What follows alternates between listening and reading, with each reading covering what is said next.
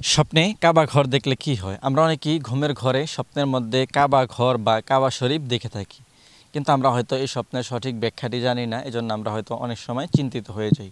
তো আজকের এই ভিডিওতে আমরা স্বপ্নে কাবা ঘর বা কাবা শরীফ দেখার সঠিক ব্যাখ্যাটি নিয়েই আলোচনা করব ইনশাল্লাহ।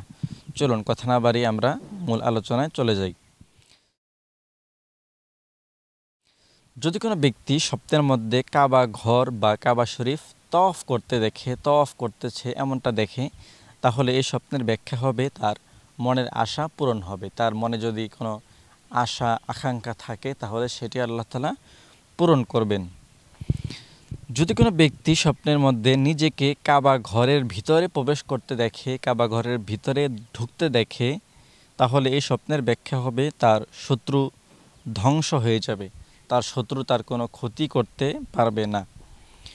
যদি কোনো ব্যক্তি স্বপ্নের মধ্যে নিজেকে কাবা ঘরের পাশে দৌড়াদৌড়ি করতে দেখে, অর্থাৎ নিজে কাবা ঘরের পাশে দৌড়াদৌড়ি করতেছে বা হাঁটাহাঁটি করতেছে বা দৌড় দিচ্ছে এমনটা দেখে, তাহলে এই স্বপ্নের ব্যাখ্যা হবে সে অসম্মানিত হবে। যেহেতু কাবা শরীফ সম্মানিত একটি জায়গা, সেখানে দৌড়াদৌড়ি করা ঠিক নয়, এটি অসম্মানিত একটি বিষয় হতে পারে, আপনি অসম্মানিত হবেন।